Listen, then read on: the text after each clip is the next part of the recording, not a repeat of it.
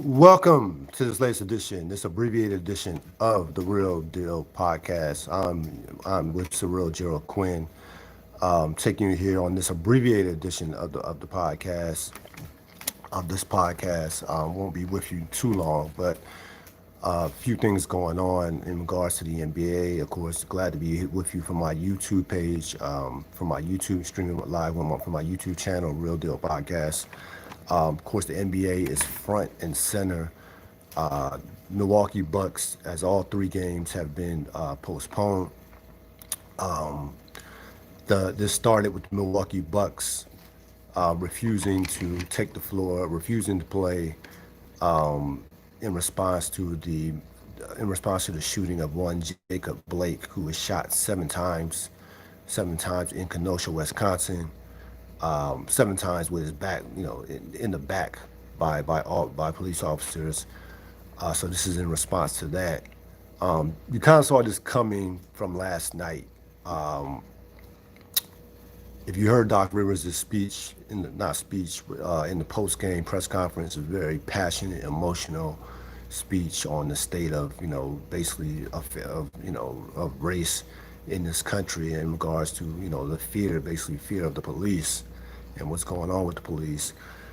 Also, George Hill, you had George Hill talking about we shouldn't even be playing in.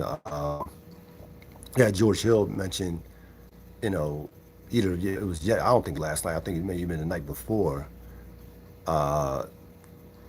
Wednesday, Monday night. George Hill was talking about that we shouldn't even be playing in the NBA bubble, considering what's going on in our country. And Milwaukee, understandably so, did what they had to do. It was hard. It was no way that they were going to play that game a day after this shooting. And give Milwaukee a lot of credit. Give the NBA as a lot of credit. The NBA, by far and away, is the most progressive out of all the four major sports leagues. By far and away, it's not. It's really not even close. Now, Milwaukee Brewers did decide to postpone their game in Milwaukee as well. So I gotta be fair about that in regards to Major League Baseball, as they, you want to have Milwaukee. They were supposed to play at home. They decided not to play and postpone their game. But this is about the NBA and about uh, players really at standing up at the forefront of what's going on in this country. And who knows where this is going to go in regards to how many games are going to get canceled. Right now, you're hearing from a lot of players you're hearing from a few players that just view, themselves as being used kind of as like pawns in terms of in terms of sheer entertainment, and it's getting to them. It's getting to the fact that they're, well, it's a couple of things. One, being away from their families, but two, not being able to be out there, no longer be out there protesting or divulge all of their energy towards this civil unrest within our country. And they've committed this much. They are committed to staying in the bubble.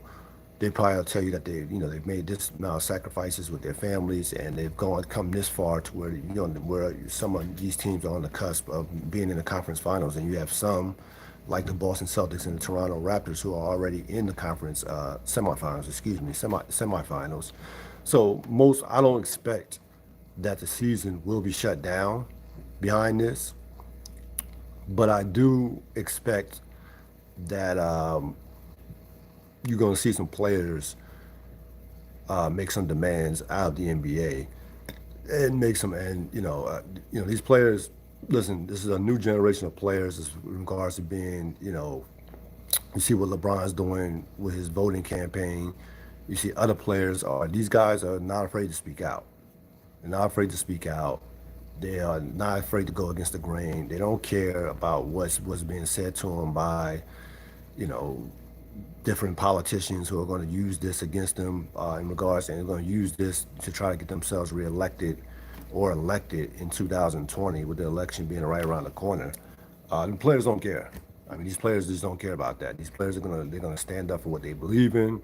You got these players who are passionate about this. I mean, you had players who even before the season restarted, did not want to go down to Orlando, and it wasn't just Kyrie Irving.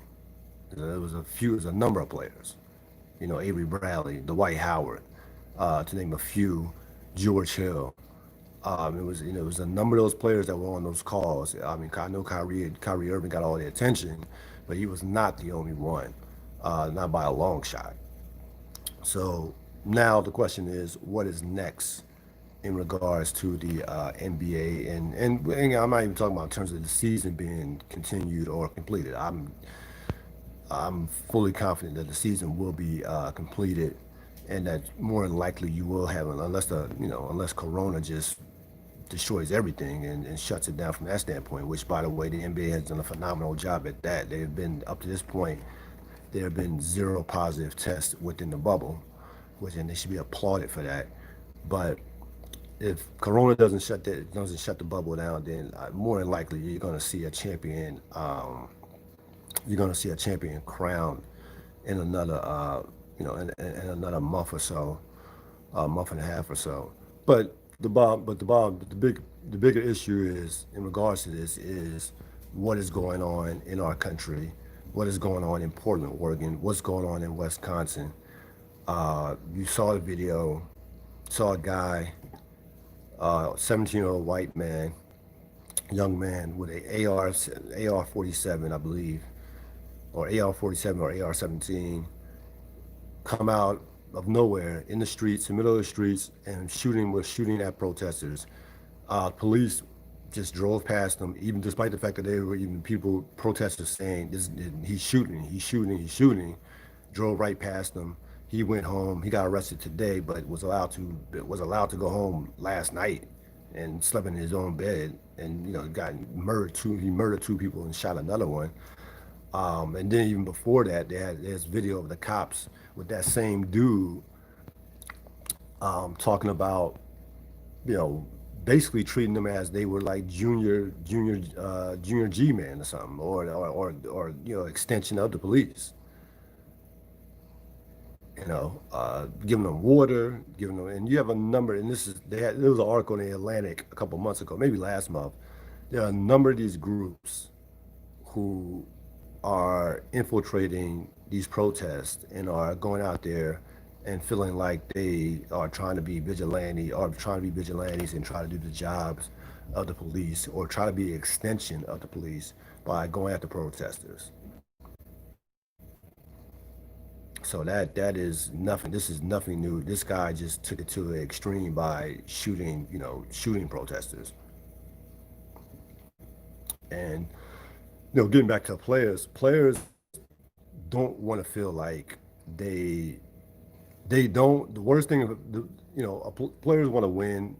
The basketball down in the bubble has been great. It's been high level. We've seen a lot of exciting games, a lot of, young players developing left and right. Donovan Mitchell's, Luka Doncic, and what have you, Jason Tatum's. But the players do not want to feel as if though they are a distraction to what is going on in this country.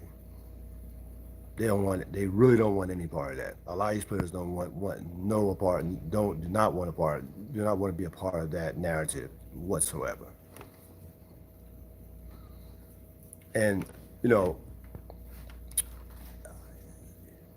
myself, I thought that I've been consistent about this. I thought that there should be no sports played from the beginning with the pandemic, and also with what's going on, in our country, with protests and what's going on, just from Breonna Taylor to George Floyd to a number of innocent Black people that have been killed, even innocent trans people that have been killed over the last 3 or 4 months, people that have been hung, and just, I thought just all that combined, that it didn't matter to me if I watched another game this year.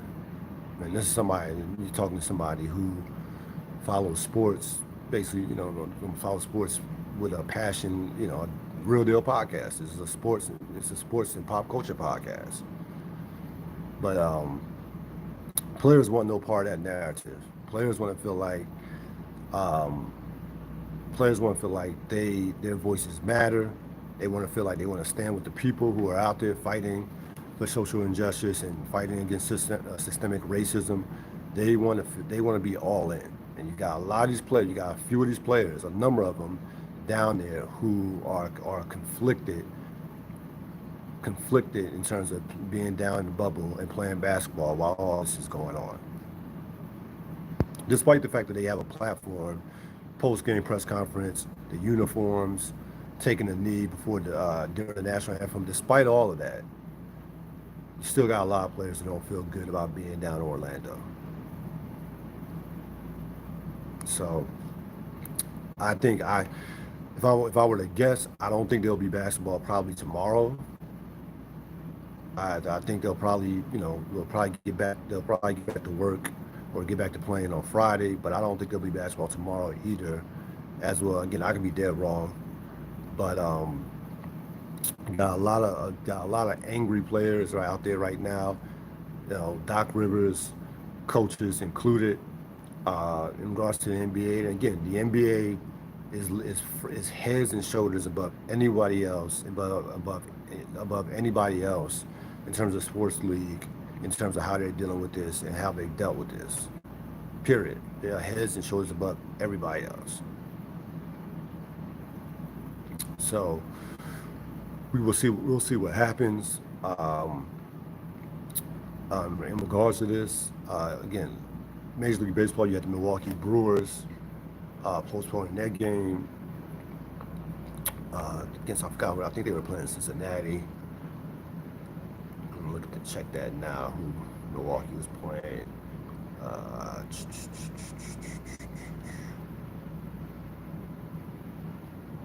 yeah, they're playing Cincinnati. So that game was postponed. Players, because that game was it's in Milwaukee, so it's right in their backyards. Um, a couple of things I want to get to. I know that's I want to get to before I had to let you go. Um,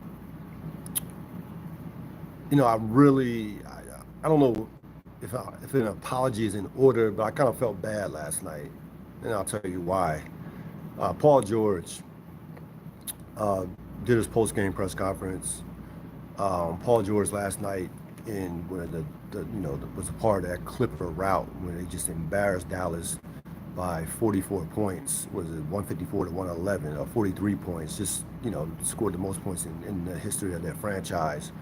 In 154 points in regulation, Paul George finally broke out of a three-game slump with 35 points, and I had been killing Paul George. Like people call him pandemic Paul, and where's playoff Paul, and he's MIA.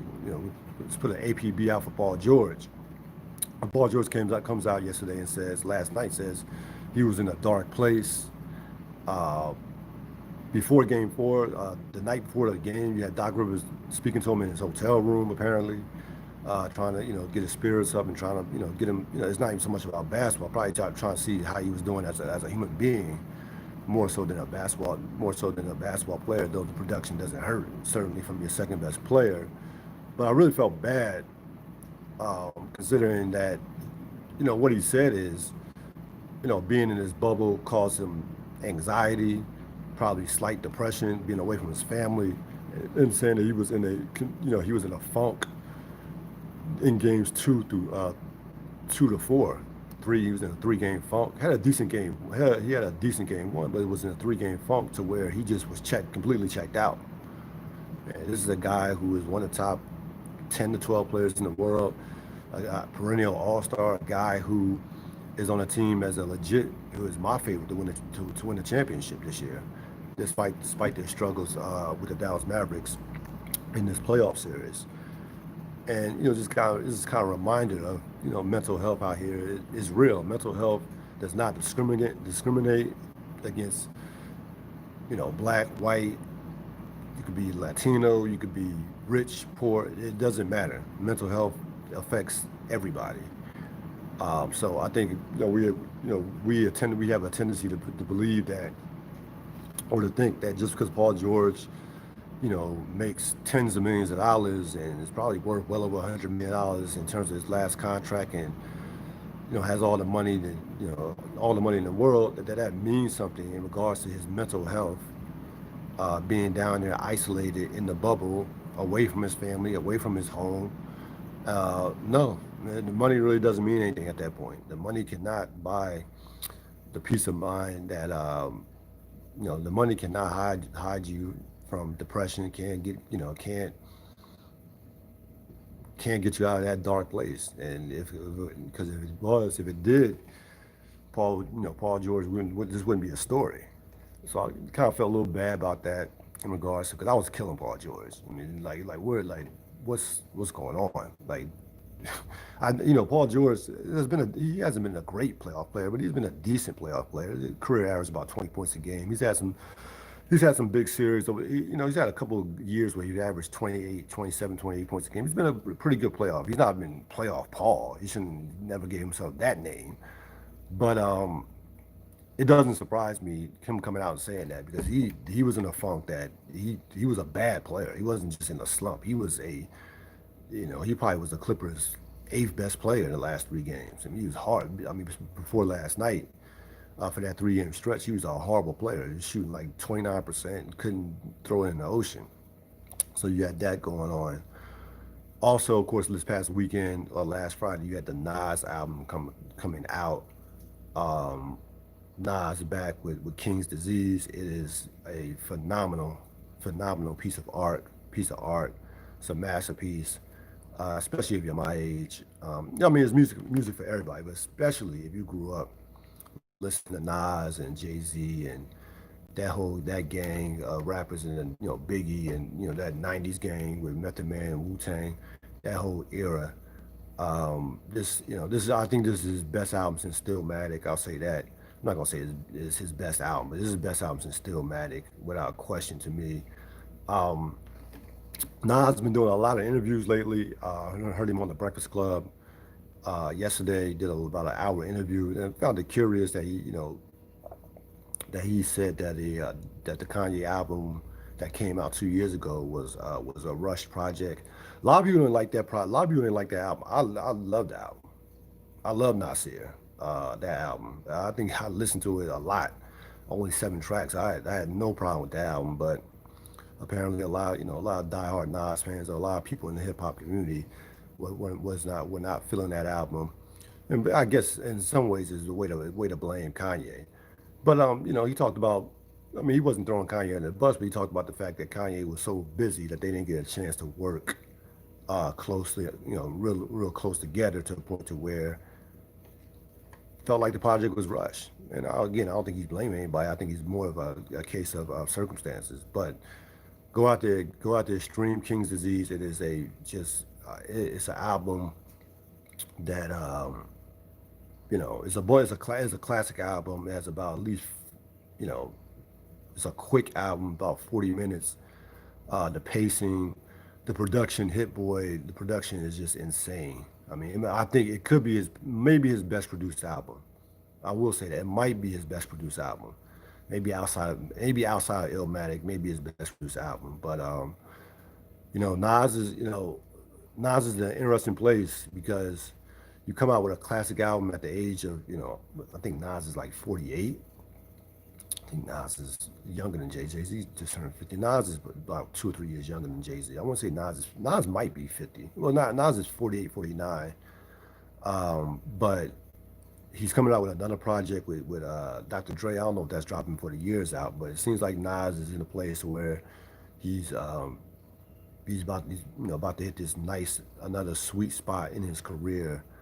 And to me, I mean, I already had Nas, in my opinion, my humble opinion, as the greatest rapper of all time. Not the greatest entertainer or businessman in terms of rappers, but the greatest rapper of all time. But this album adds to his list of classic albums. Now there's no debate in regards. He has three undeniable classics with Illmatic, Stillmatic, and now King's Disease. So I definitely strongly recommend that album. Um, Go out there and get that. We'll see what happens with the NBA. Getting back to the NBA, of course, the big news tonight, that all 3 games were postponed beginning with the Milwaukee Bucks refusing to play, boycotting this particular game because of the murder, not the murder, I shouldn't say that because he's still alive, but the shooting the shooting of Jacob Blake in Kenosha, Wisconsin, um, shot from behind 7 times by the police.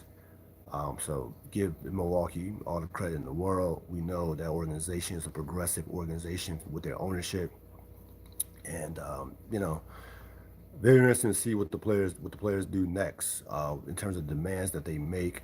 How many games will they sit out? Will they be some? Will they? I guarantee. I'll tell you this: there will be some players that will probably not want to return for the rest of the season. You're gonna hear that. There are gonna be some players out there. Do not be surprised if you have some players who say that I don't want to play for the rest of the season. But we'll see what happens. That's going to wrap it up for this latest edition of the Real Deal podcast. I will see you later on in the week with a full Real Deal podcast, and of course the Wire remix on Sundays with Robert Sapp. The last episode was out. Duck and Cover season 2, episode 8. Check it out on my YouTube channel. Check it out on my it's also on my Instagram page, Blog Talk Radio, Stitcher, Apple's, iTunes, anywhere you can find podcasts. Be safe. Have a great rest of your evening. I'm out.